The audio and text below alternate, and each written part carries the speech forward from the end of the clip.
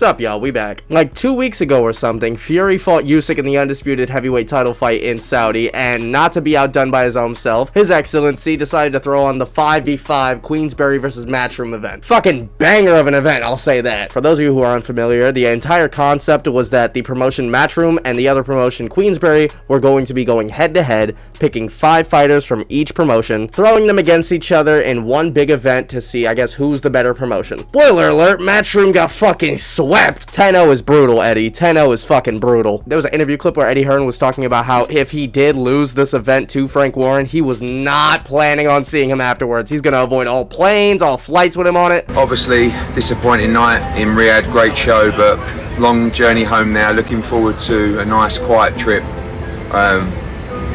know, it's a 5-hour delay on this flight, and I reckon it's going to take 5 hours to get to the airport, and then after that, I'm sitting in row 5. Okay. And anyway, high five.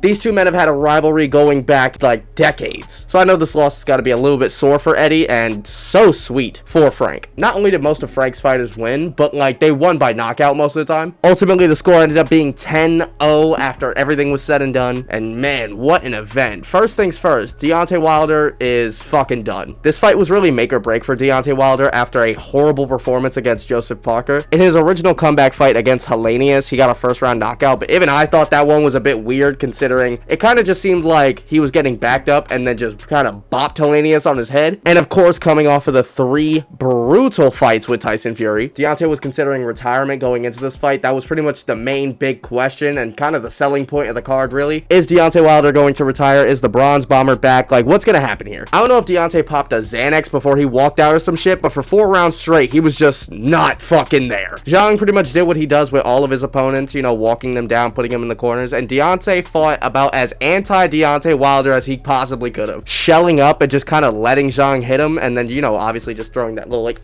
right hook, or overhand, or, what do you call this punch? Overhead, fuck it. A lot of people, including me, thought that if Deontay Wilder was going to win this fight, or pretty much any of his fights, is that he needs to be pushing forward, and granted, it's hard to do that when you're fighting someone who outweighs you by, like, what, 70 pounds? The weight difference between them is fucking incredible. But yeah, if Deontay was going to win this fight, he needed to fight like prime Deontay Wilder, pushing him back, staying at range, and just fucking going at him, doing something. It seemed like he was very content to just take an ass whooping for 4 rounds, and then in the 5th round, he kind of, you know, had something going, but then that right hook fucking sent him into some other fucking planet. I don't know. That right hook put him on cloud cuckoo land. He had no idea where he was. Like, some people were saying that he was complaining to the ref about what? Like, honestly, I don't think Deontay knew where he was in that moment, and then just Zhang stalking behind him. As Deontay does a full 360, once he turns around, Zhang just bangs another right hook into his fucking face. Deontay's out cold. I mean, credit to him, he actually did get up pretty quickly. He was not there at all. He was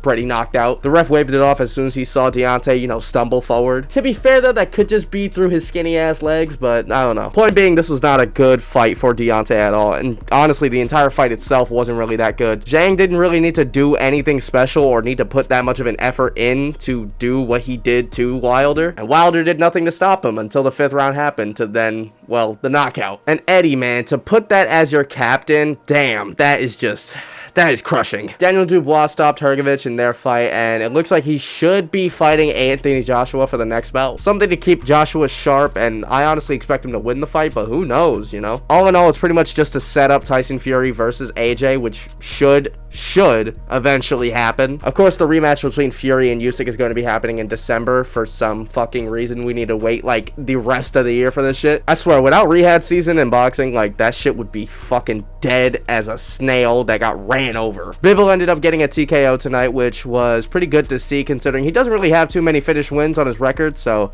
I guess a good solid performance to get him closer to Beterbiev. Not too much to say about it, to be honest. Shiraz versus Ammo Williams. Oh my god, this fight was going going crazy. Back and forth, these dudes were swapping rounds with each other. Shiraz was getting hurt, then Ammo was getting hurt, then Shiraz was getting hurt again, then Ammo was getting hurt again. Each round, they were just bouncing back and forth with each other. Until eventually, Shiraz just ended up taking over the fight, pretty much figuring out Ammo, working his jab and just fucking crushing him with it. Until eventually the stoppage came and chalked up another victory for Queensberry against Matchroom in this. Also, side note, what the fuck is Nick Ball made out of? The gas tank he has is incredible. The dexterity he has is on another fucking stratosphere. The fight between him and Ray Ford honestly could have been fight of the night. It was pretty fucking good, I'm not gonna lie. I'm a fan of both of these dudes now, but especially Nick Ball. Oh my god. During the beginning of the fight, it looked like Ray Ford was just taking control and kind of just doing what he wants, just, you know, being very comfortable in front of Nick Ball, but Nick Ball just kept fucking coming at him, and eventually it was just too tiring for Ray Ford to keep up with. Which, to be fair, how the fuck do you keep up with that? You done smashed this man's face in, you probably broke his jaw and nose, his ankle's fucked up,